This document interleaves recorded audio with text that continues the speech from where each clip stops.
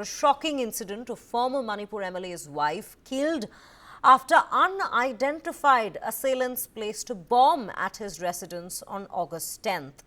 The incident has sent shockwaves in Saikul region after the residence of former MLA from Kangpokpi, Yamthong Haukip, was targeted by miscreants. According to sources, the blast caused severe injuries to Haukip's wife, who was at the residence at the time of the attack, and she finally, in fact, succumbed to those rather serious injuries that she'd suffered. Despite the best efforts of the medical personnel, she succumbed to the injuries shortly after being rushed to the hospital itself. Fortunately, Yamthong Haukip and his daughter, who were also present during the explosion, escaped the attack unhurt. The authorities under the jurisdiction of Saikul police station have launched a thorough investigation into the incident, but the identity and the motives of the attackers still remain unknown. This is the latest that's coming in from Manipur. A rather shocking incident with a bomb blast at a former MLA from Kangpokpi, after miscreants in fact placed that bomb at his residence. This is Yamthong Haukip, the former MLA, and his house is in Saikul region. Unidentified miscreants have planted what is believed to be an explosive device at Haukip's home, leading to an explosion. Quite a few questions being raised with regards to this particular attack, and this in fact also leads us to understanding where does this lead Manipur amid the more than 1 year long ethnic violence that in fact has been continuing in the northeastern state. With that, our colleague Kartikeya Sharma joins us on this broadcast. Kartikeya, a very good afternoon to you. Very firstly, shocking incident that's come in from the Saikul region. What are we learning about this and the impact of this very bomb blast? Where does this leave the ethnic tensions at this given point?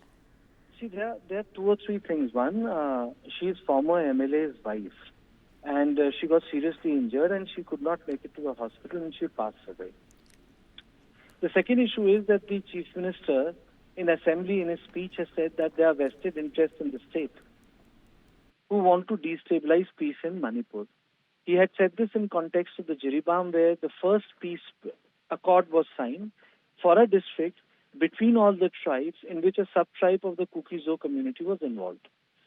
But within 24 hours, the bigger tribes of the Kuki-Zo community forced the Hamar local body to be dissolved, and they dissolved other bodies, which means that someone was actually pushing for a pitched battle with the state apparatus. When I use the battle, it means that a vested interest which is not interested in resolving issues area by area. The best way most contentious issues have been resolved, not at a national level, but by getting the local communities together. It's like a temple issue. It becomes nationalized, you cannot resolve it, or a religious issue. But if it is resolved at the local level where local people are involved, it gets resolved immediately, because then larger interests don't make any space for themselves. Now, in this context, what we are witnessing is the violence which was coming down has suddenly flared up. The day before yesterday, there was a firing which took place in which some people were seriously injured. Apart from that, there have been incidents whereby the police itself has come under crossfire. Now, the movement of Assam Rifle has started to take place, 2 battalions, and they will be replaced by CRPF. And a lot of protests are taking place in Manipur in context of this.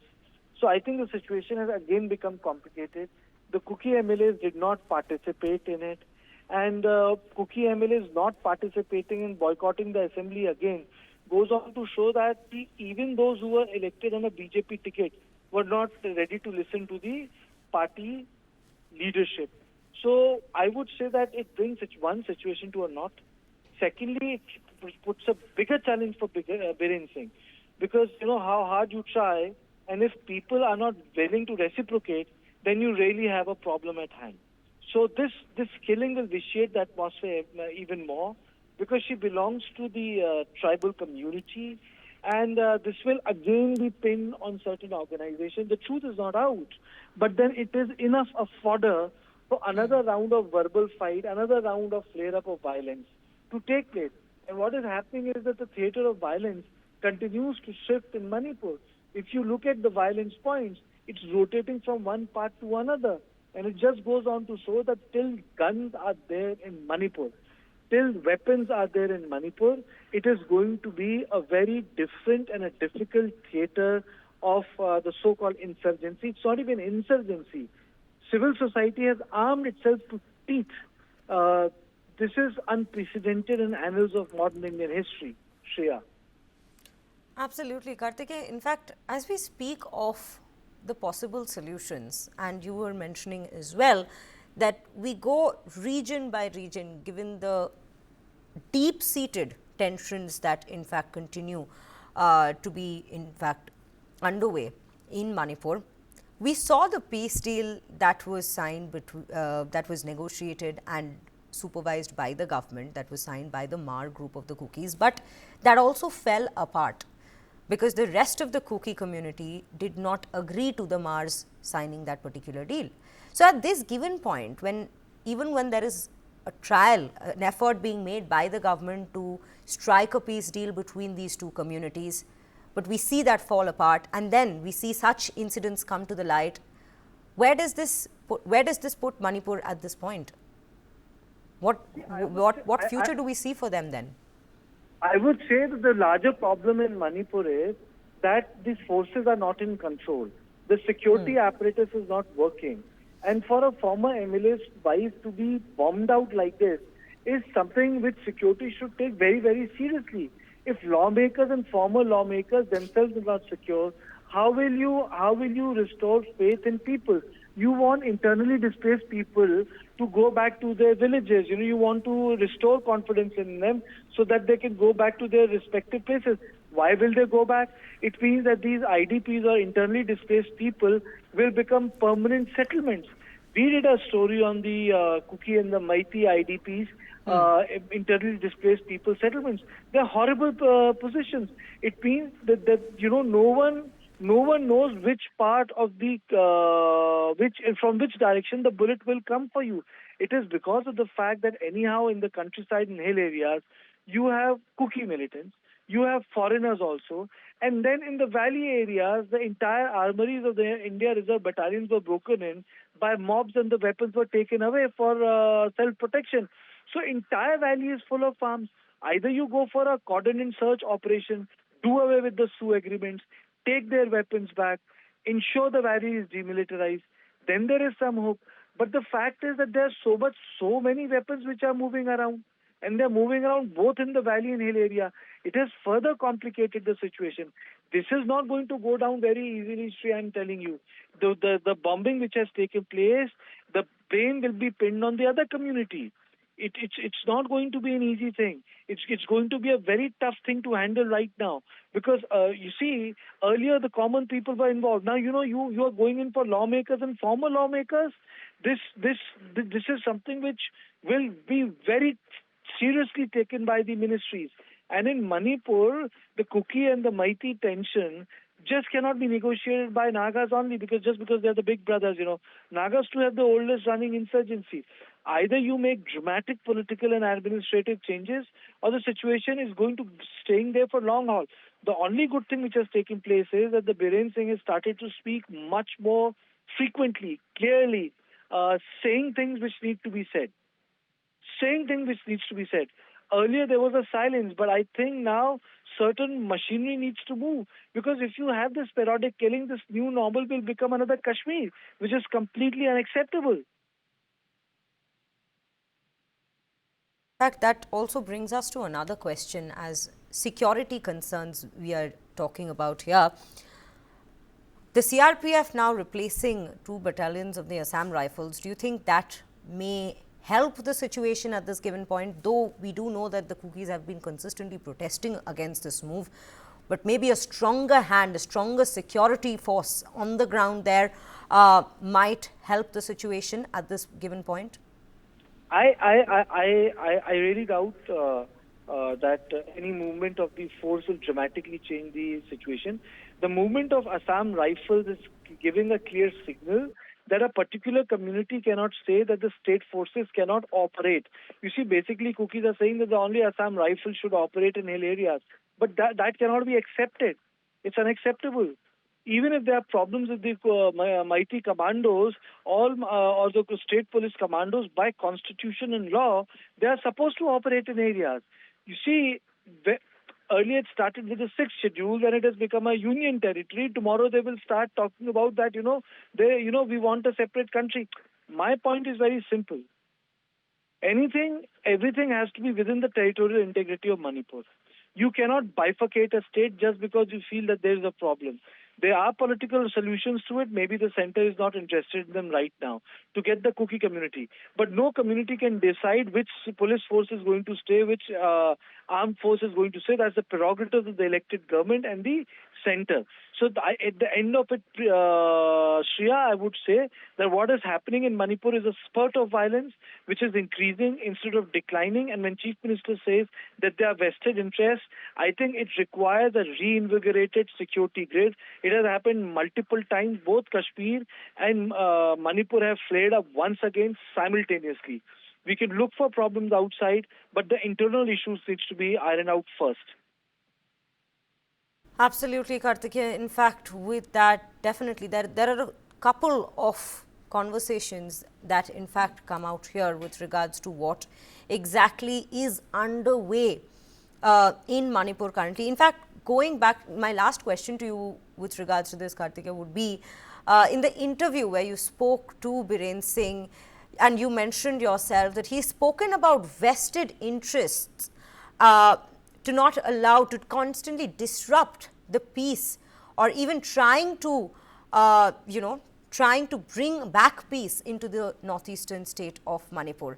These vested interests that he's spoken about, how has he suggested that, what is his plan of action on the ground there to help the situation? Because now we see the situation, in fact, time and again, only faltering, only lapsing with, and now we see a former MLA's wife having been killed in a bomb blast at their very residence. So where does this leave the situation? What did the Chief Minister have to say as a response to those vested interests in the particular interview? You see, when Chief Minister is talking about vested interests here, he is basically talking about people who are not interested in peace, who want the violence to continue. He has categorically said that it's his war against the drugs which has led to this situation.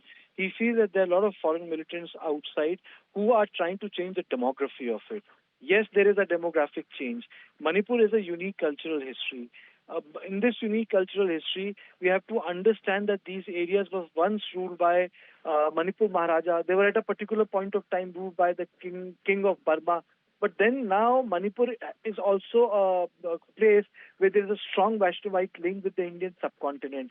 You know, in history, the waves of men, women, they have ruled over a particular time and tried to imprint it. But this time around, there is a greater tension within Manipur because the other community, which is the Kuki community, they feel that they are at the receiving end because, Maitis don't want to create a they don't want to have a political space for them.